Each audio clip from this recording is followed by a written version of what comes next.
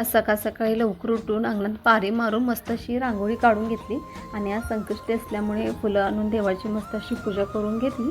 मग म्हटलं आज संध्याकाळचे नैवेद्य म्हणून मोदक करायचे. मग पौर्णिमेला नारळ फुटले होते, पण आता ऊन नसल्यामुळं खोबरं काय नीट राहत नाही, खराब होतं. त्यामुळे म्हटलं चला आता नैवेद्याला आपण मोदक करूया. मग मी खोबरं किसून काय घेतलं नाही, मी मिक्सरलाच लहान लहान तुकडे करून बारीक करून घेतलं. नंतर गूळ किसून घेतला.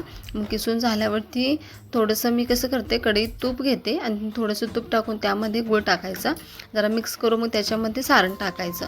मग सारण टाकून मस्त असं मिक्स करून घेतलं की त्याच्यामध्ये वेलची पूड आणि मिऱ्याची पूड टाकायची बारीक करून आणि मस्त असं पूर्ण एकजीव करून मिक्स करून घ्यायचं. नंतर मी गव्हाचं पीठच वापरलं होतं, कारण की मी कधी तांदळाच्या पिठाचे केलेच नव्हते. गव्हाचं पीठ करून लगेच मोदक तयार केले. थोडंसंच होतं त्यामुळे लगेच झाले. आणि नंतर हे बघा आपले मोदक तयार आहेत. मस्त असे मोदक तयार करून घेतले. नंतर म्हणलं गोडाला शेवयाची खीर पण करूया, कारण की दूध खूप शिल्लक राहिलं होतं. शेवळ्याच्या तुपामध्ये भाजून घेतल्या आणि शेवयाची खीर पण तयार करून घेतली आणि देवाची पूजा करायला घेतली. मस्त अशी आरती करून देवबत्ती करून देवाला नैवेद्य दाखवून घेतला. असा होता माझा आजचा दिवस.